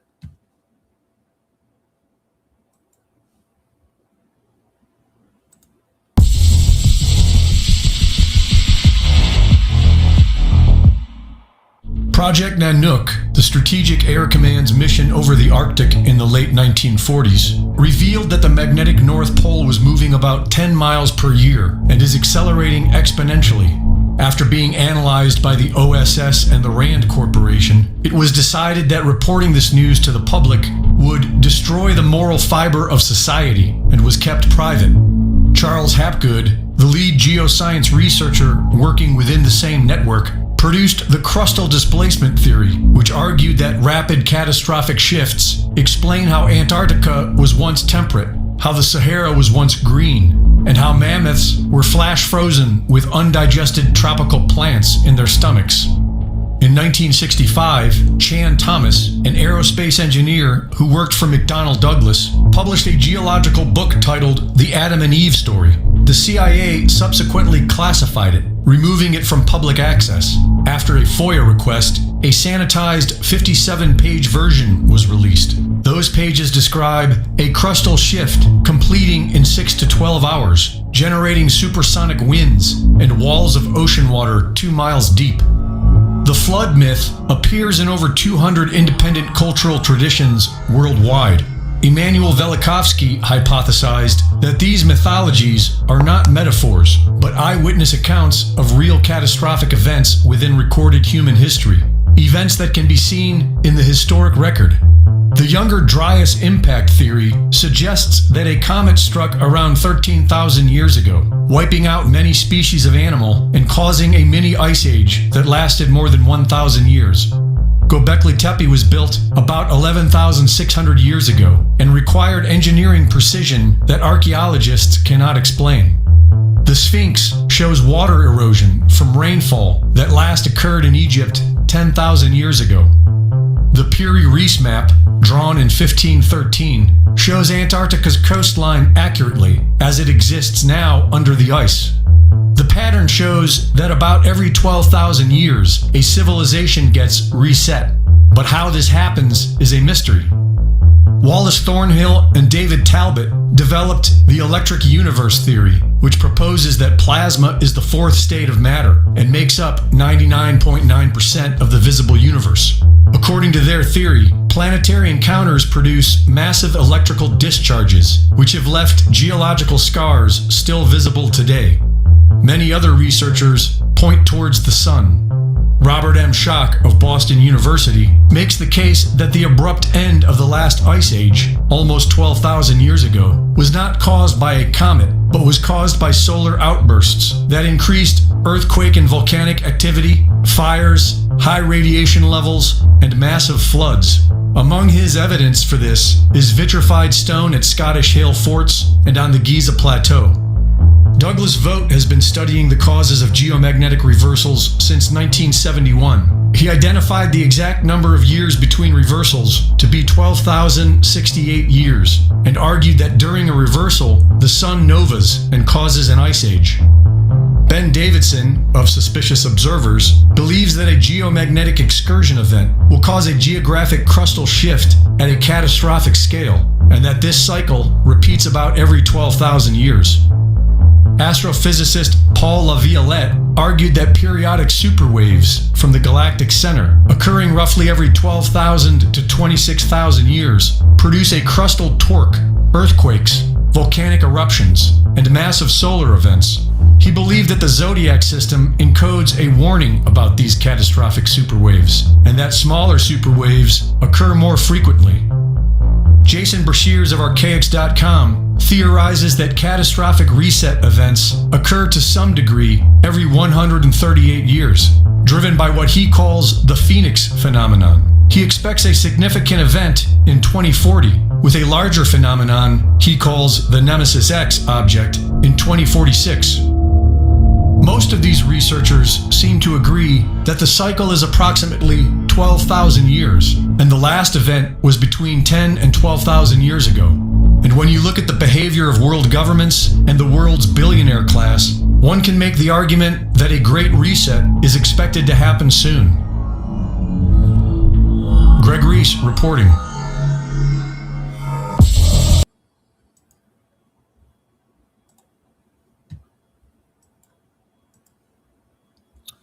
Exciting. We're moving into a multipolar world to replace Western hegemony. Russian foreign minister spokesman. Is this, I think it was translate. Yeah, it's this is a Russian Security Forum conference. Let's take a listen about it.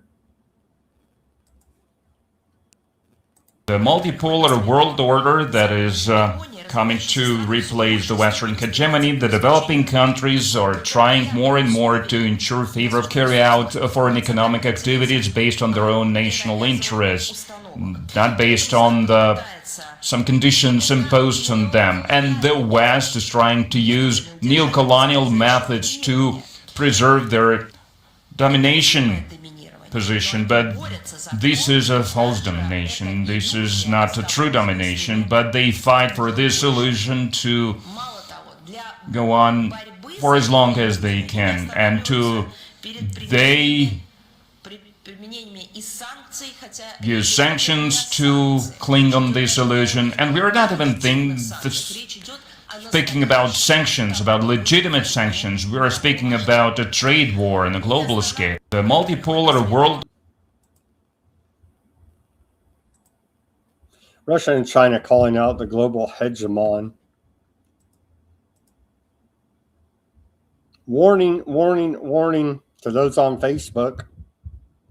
The Department of War has announced the Department of War CTO now on Facebook. So you can get a whole bunch of war propaganda over there on the Facebook now.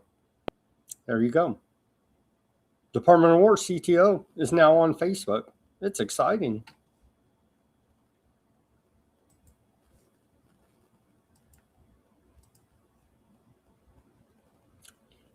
Ben Gavir, he says they got used to decades of police not entering their turf. Sorry to disappoint them. It's over.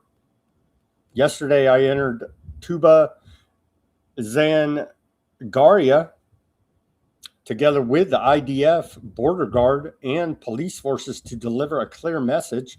We embrace the normative citizens, but those who collect protection money and engage in crime, the police won't back down. And so he's cleaning up the rackets there, old Ben Gavir. Let's watch this video he put out earlier today, because he's the head racketeer, you see.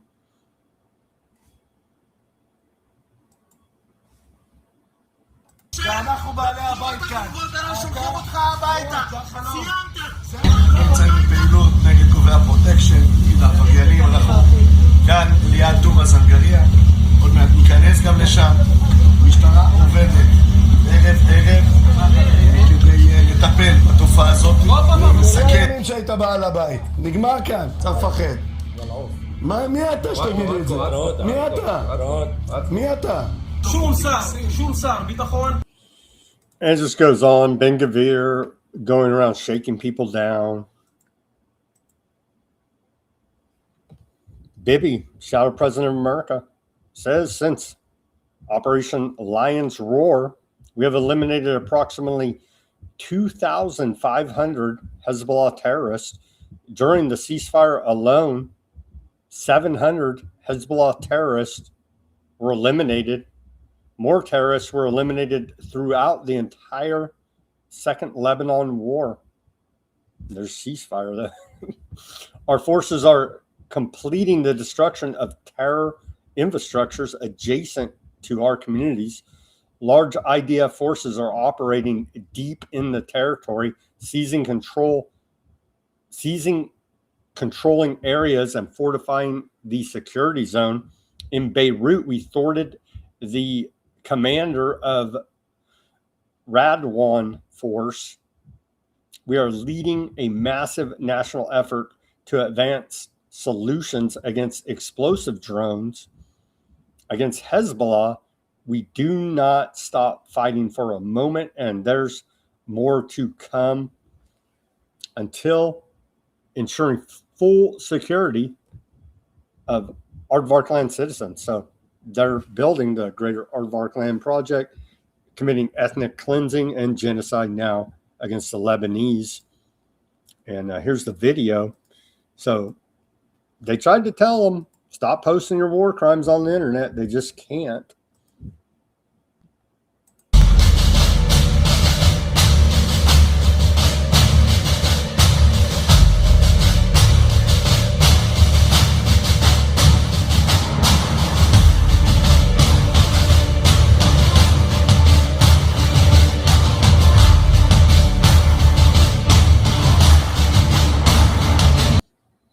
There you go. That was posted by Bibi, right on his X account. I know they're a riddle wrapped in an enigma, right? The championed antiseptic who is not septic and calls septics antiseptics. Yeah, Denver, you got it. They're a riddle wrapped in an enigma, and they take the bait to act like complete psychopathic murderers because they're complete psychopathic murderers. But again, they are being used by the Anglo-American establishment as scapegoats at the end of all this. You must understand this, i.e. City of London, i.e. international banking cartel. We have now struck in Gaza. So they whacked this Hamas leader. They claim, Bibi claims, Mohammed Defi, the leader of Hamas's military wing, and one of the architects of October 7th massacre. I thought you were one of the architects. When's Bibi going to turn himself in for being one of the architects of October 7th? Because he was. I don't see him turning himself in anytime soon. Cats. They're all out today. All the aardvarks are out barking loud today because they're doing a big ground invasion into Lebanon. Cat said, under the direction of Bibi and myself, the IDF is now striking in Gaza against the leader of Hamas military wing, the terrorists, and one of the architects of October 7th massacre. He was one of the architects as well, but a minor detail, right? Yeah, they're going in hard and heavy into Gaza again, whacking the Palestinians all over the place. 5 Palestinians were killed and several more wounded in airstrikes earlier today in central Gaza. Yeah. So there's video, people blowing up the war porn, right? I'm not going to show it, but there's video, people Palestinians' arms and legs blowing off, the whole routine as we've come accustomed to. But hey, get those terrorists that did October 7th. Maybe the whole Aardvark Bibi cabinet could just turn themselves in and we'd be done with it. It's an idea, just throwing it out there. Just throwing it out there, trying to help the war effort. So they whacked these 5 guys, the 5 Palestinians that were killed there.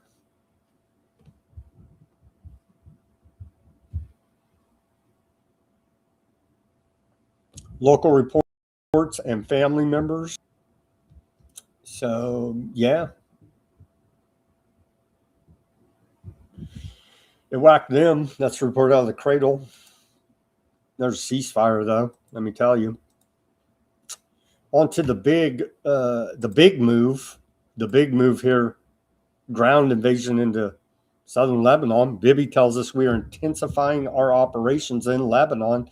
Thank you to our commanders and heroic soldiers deep in the field. And he doesn't even bother to translate it to America, to English. We're the ones freaking funding this whole operation.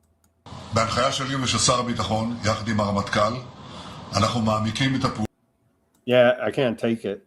So, but that's what he's announcing here in his language. Our land Prime Minister Bibi officially announced earlier today that Aardvark Land is expanding its military offensive in Lebanon with, quote, large forces on the ground, despite the so-called U.S. announced ceasefire that remains in effect until July. Bibi claimed Aardvark Land occupation forces are controlling strategic areas and fortifying the security belt to protect northern Aardvark Land settlements as Aardvark Land continues to violate the ceasefire through ongoing ground incursions and attacks across Lebanon. Old smoke trick. Aardvark Land Finance Minister Smotrich openly declaring intentions of genocide against Lebanon. He said, the most effective way to stop Hezbollah is simply to announce that for every FPV drone, 10 buildings in Beirut will be destroyed. I think we reported on that yesterday. For example, if he's still saying it today, though, in a different setting, I believe. He went on to say, if there are 7 drones, then 70 buildings. If there are 15 drones, then 150 buildings will be flattened. There'll be no drones, and they're going to flatten the whole place. So it doesn't really even matter at this point. Your best bet is to send as many drones as you possibly can because they're leveling the whole place regardless. You see?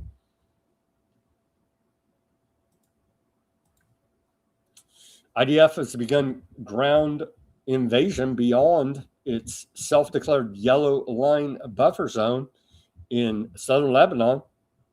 The advance targets Hezbollah fiber optic drone launch sites that have been killing and wounding Aardvark land soldiers inside the zone. Here's a map out of Al Jazeera so we could get a better idea about this ground invasion. So at first we were told, oh, we're just going to take the land to here. Now they're like, nah, well, we're going to go ahead and take it up to here. And what the hell? We'll just take all of it. So the Greater Aardvark Land project is continuing northward here now. It's north for them and south for them, I guess, right on the map. So, yeah, they're going to, I guess they're trying to take all of Lebanon at this point. They said, oh, just the Litani River. Well, no, they're already beyond. They're already beyond this. The UN blue line is quite laughable as well. And so, yeah, full-on ground invasion there. The yellow line, similar to Gaza, and then everybody by this, they whack them and then say, how dare you get near our yellow line. And then, as the Aardvarks are famous for, they're going after the water supply. Now, Aardvark land airstrikes hit roads adjacent to the Qurnaun Dam in Lebanon's Bekaa Valley. And we have video of that. So, poisoning the well as per Aardvark usual routines.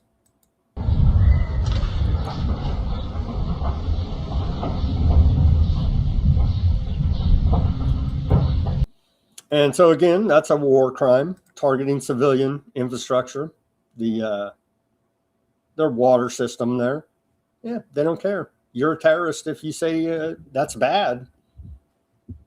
The Aardvark Land Army has issued new forced displacement orders for 27 towns and villages across southern Lebanon. They gave them a few hours to evacuate. Families were forced to wake up children, evacuate elderly and disabled relatives, and leave behind all their belongings or risk being killed in Aardvark land airstrikes. Here's the warning. And so it's good of them to ethnic cleanse southern Lebanon. There you go. All these places. Leave or get whacked, and they may still whack you.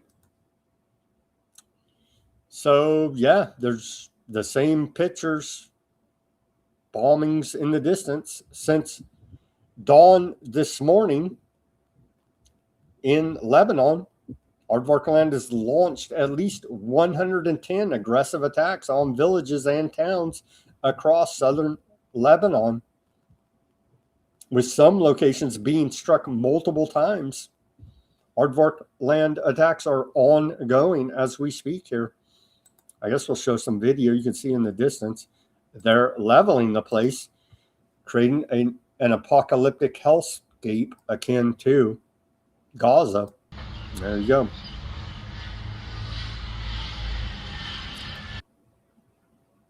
You can see there in the distance, they are leveling the joint. As we continue to report here, rescuers ordered to halt operations in southern Lebanese town as survivors remain trapped beneath the rubble. The International Monitoring and Implementation Mechanism, the U.S.-led committee, comprises of Aardvark Land, Lebanon, France, UNIFIL, tasked with overseeing the Lebanon ceasefire, has instructed emergency responders in Marqa, a town in southern Lebanon just east of the coastal city of Tyre, to suspend rescue operations despite confirming reports that survivors are still alive beneath the rubble. Yeah, you'll be whacked next. At least 9 civilians have been killed in the latest Aardvark land attack there. And with 4 injured and 4 still missing, possibly buried beneath the rubble. Here's some of the aftermath of where's this out of? This is out of Markarhi in Tyree, where rescue efforts are underway. And so they're leveling the joint, as you can see here. Allahu Akbar, Allahu Akbar, Allahu Akbar. هون كذا عائلة يا شباب.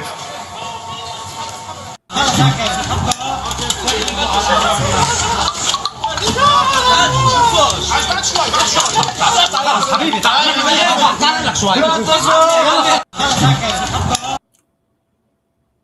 انام عليك. يا الله دخلك. عائلة كامل. انام عليك. Quite horrific. Lebanon's health ministry reports at least 11 people were killed, 15 wounded in that attack. We have more video. This one, yeah, they leveled the place.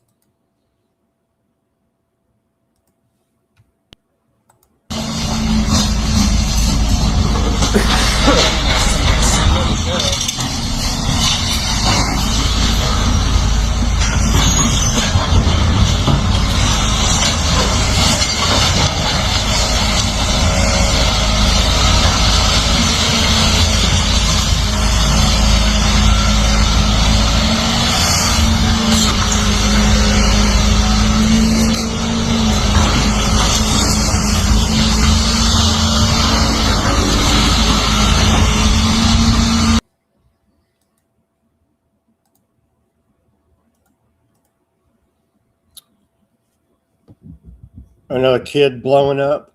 There's video of that. Little kid looks like, I don't know, 2-3 years old. It's horrific. I'm not even play the video, but child was pulled from the rubble of a residential building there in southern Lebanon. They whacked this family. Among the first victims identified on the Asru, another town there in southern Lebanon. They whacked these guys, the father and 2 sons here. There you go. There you go. And Lebanon, too, by the way, has like around 35% Christian population. Who cares? Spit on them and genocide them. That's the aardvark way. So, but hey, anything to get those terrorists. Lebanese Ministry of Health says in the past 24 hours, 28 people have been killed, 104 injured. We showed you a bunch of the damage there. The Lebanese Ministry of Health says since October 2nd, 3,213 civilians have been killed and 9,737 wounded. There, Lebanese. It's only going to get worse. It's only getting worse now, isn't it? Wowzers. Former ICC prosecutor faced Mossad threats and blackmail over Palestinian war crimes probe. Former chief prosecutor of the International Criminal Court, Fatu bin Soda, has revealed that she faced intense pressure and direct threats from Aardvarkland intelligence to halt investigations into war crimes in Palestine. In an exclusive interview with Al Jazeera, she disclosed that former Mossad chief Yossi Cohen targeted her in Munich and New York, explicitly demanding that she terminate the judicial inquiries into Aardvarkland actions and directly interfering in the international tribunal. The intimidation campaign quickly escalated into blackmail attempts targeting her family, including the surveillance and tracking of her husband to exert leverage over her decisions, despite reporting the espionage and security threats to Dutch authorities. The former prosecutor noted that she received inadequate protection, while ICC member states failed to provide the necessary political backing to shield the court from Aardvarkland state pressure. The court has previously defied Aardvarkland and Western pressure by issuing formal arrest warrants for Aardvarkland Prime Minister and Shadow President of America, Bibi, and former Defense Minister, Gallant, over documented war crimes and crimes against humanity in Gaza.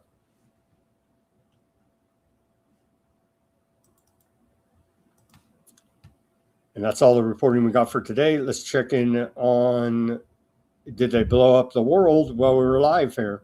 Apparently not. Headlines out of Iran International. Trump holds talks with Bibi as Iran negotiations near critical stage. Iran caught red-handed breaking ceasefire. Former U.S. envoy says there is no ceasefire. U.S. says Iran carried out series of hostile moves before latest strikes. CENTCOM releases photos of F-22 refueling over the Middle East. Iran says they broke our stealth technology. I don't know, but a whole hell of a lot more planes and assets were destroyed when this thing was going hot and heavy than was initially reported, and now has been acknowledged. So maybe they did break our stealth technology. U.S. shifting to gradual pressure strategy against Iran. UN Security Council condemns attack on UAE nuclear plant. And Iran restores internet access after 88-day blackout. You get it? 88? You get it? They're doing some backhanded numerology trolling there, potentially, on day 88 of the Iran war. And yeah, that's about it. That's about it right now. Not kicking off hot and heavy quite yet, but we're nearing that point now, aren't we? All right, Al Jazeera headlines. Anything new here? Aardvarkland kills 31, update, right? Kills 31 Lebanese there now. And Iran accuses U.S. of violating ceasefire. You violated the ceasefire. You violated the ceasefire. Well, at least the Strait of Hormuz is still closed. What a giant disaster this Iran war is. New wave of displacement in southern Lebanon, i.e. ethnic cleansing. Presence of U.S. warplanes reportedly putting pressure on Aardvarkland airports. Got to have somewhere to park the warplanes. Now that half our bases are blowing up there. IMF in loan talks with Bangladesh amid economic shock of Iran war. And who's there? Who's there? The bankers. They're loving it because this is all part of the agenda. So yeah, they're loving it. Western banking is going to swoop in, right? They're going to swoop in and try to give them these BS loans and try to steal as much actual assets as they possibly can with their fiat debt money. That's the program. Go check out Confessions of an Economic Hitman, John Perkins. He tells the whole story about how the system actually operates, and it's not for humanitarian aid. They're not do-gooding philanthropists. They're bloodthirsty killers. All right, that's all the reporting I have for today. Let's check out the Odysee. Odysee's jacked up, man.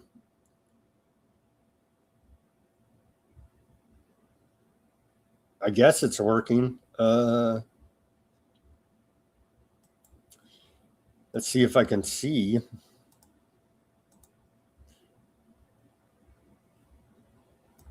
Let's see if I can get to Odysee. Okay, here we go. It definitely doesn't work like it used to. Shout out to Danger, Huffman, Deep, Fat Bob over there on the Odysee. Let's see. I don't trust the accents. Huffman says China could solve America's homeless problem. Fat Bob says.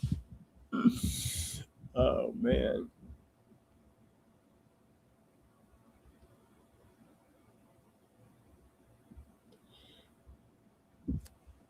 Danger says because China doesn't want invaders, they enjoy their hegemony. Oh man.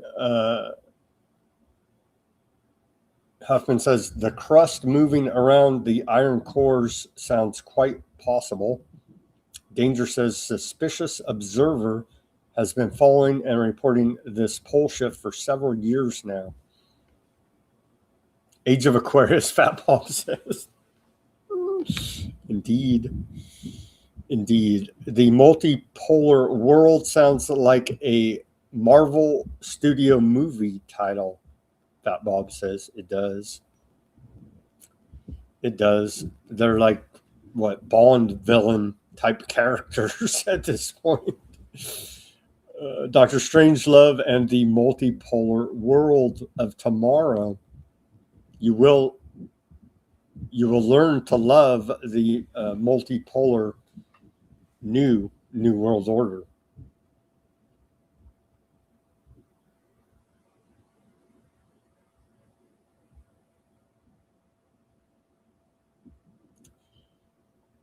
Let's see here.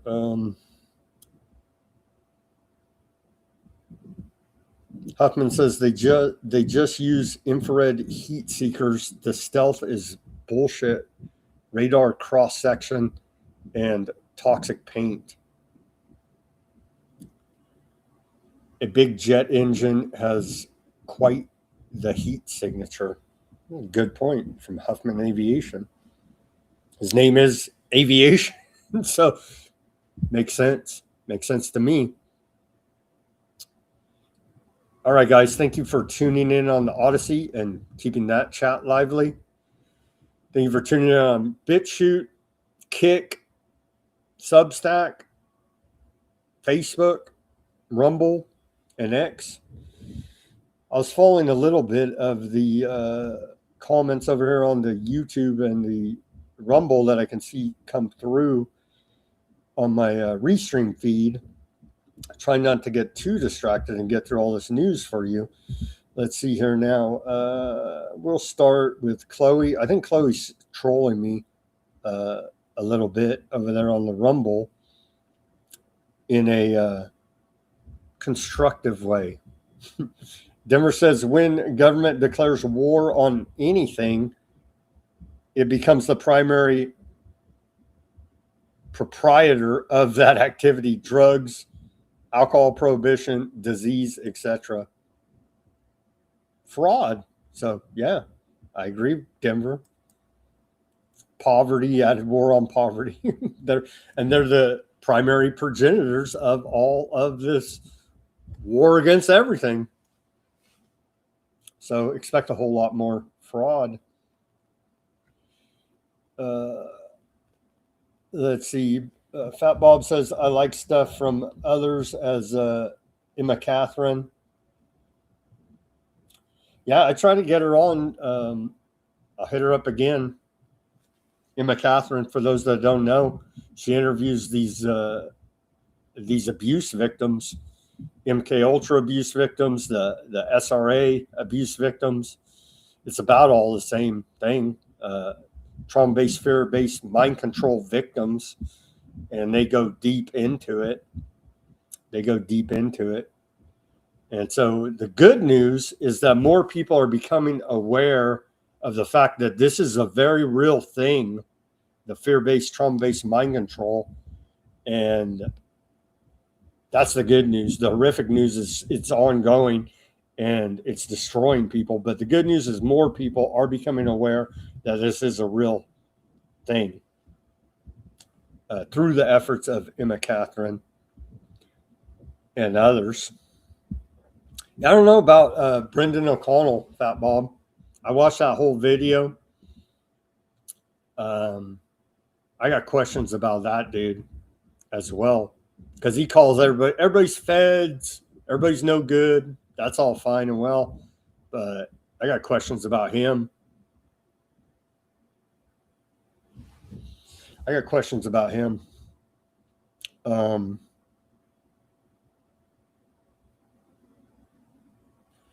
They say Lurley on the YouTube says, I just got a warning that this video may contain self-harm content. Weird.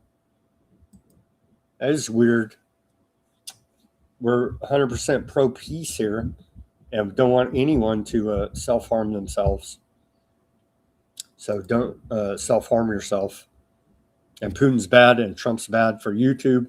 Trump's awesome on Rumble. I don't know what else to say. Definitely don't do the government's job for them. That's for sure. What are they talking about? Oh, the whole Chinese thing. Yeah, those smart cities are super scary. Josh said.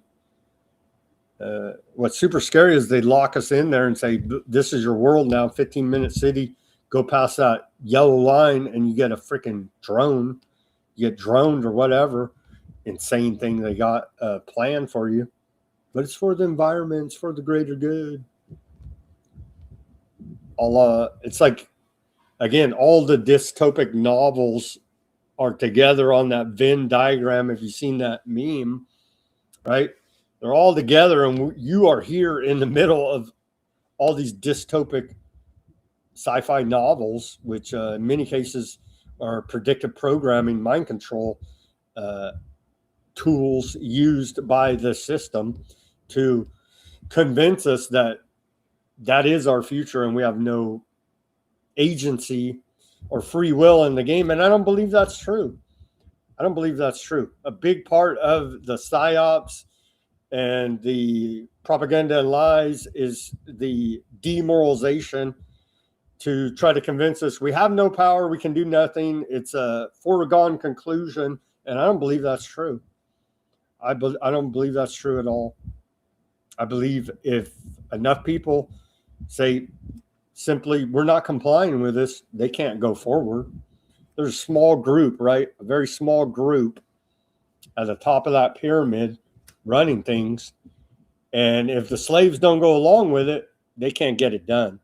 That's why technocracy get rid of the humans that may have a crisis of conscience and say, we don't want to go along with the termination of the large majority of the population, a la Georgia Guidestones.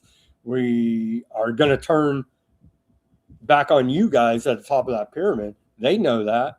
Revolts have happened throughout history, pushing back against tyranny. And that's why they're phasing humans out, because they know that's a very real possibility. And the robots, which they're programming, a la Terminator style, weaponized humanoid robots, dogs, drones, all kind of this crazy stuff. We showed that, a year ago? I forget even how long. China has that one crazy ball robot, right? That like is amphibious and all this. The ball rolls, goes through the swamp, pops up, machine guns everywhere. It's like, whoa. You know what I mean? So as soon as they can, and we're moving, as we continue to report here, the Department of War brags about it every other day. fully autonomous weaponized systems, if they can ever get all that in place, then I would be less optimistic about our future. But they're not there yet. They're not there yet. They're the pedal to the metal, trying to get there as fast as they can, realizing that if the people actually just say, no, we don't want to go to this dystopia you guys have planned for us, then it could all stop. And so they know that, a la technocracy. All right. Shout out to Mac over there on the YouTube. Shout out to A-Dub.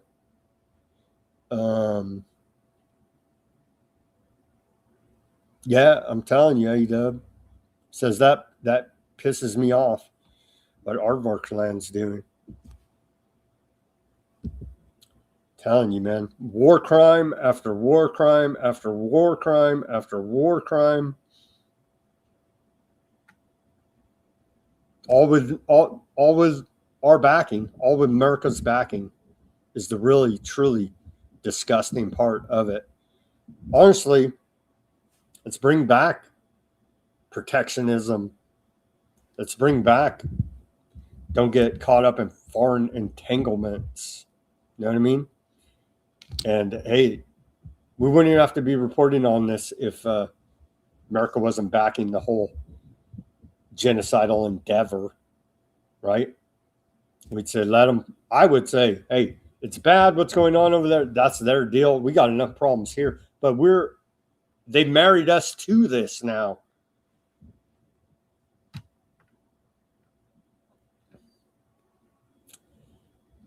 What does Ruckus say? When this baby hits 88 miles per hour, you're going to see some crazy. We're there. We are there. A Back to the Future reference from Ruckus. Let's see. Denver says DuckDuckGo is Google also. It's not a different thing. Just uses the privacy label as competitive differentiation. Yep. Excuse me. Yeah. Didn't Google buy DuckDuckGo a couple of years ago? It is in QTEL, which is CIA, NSA, and many of Google's leadership are Eastern European Zio adjacent. That's yeah.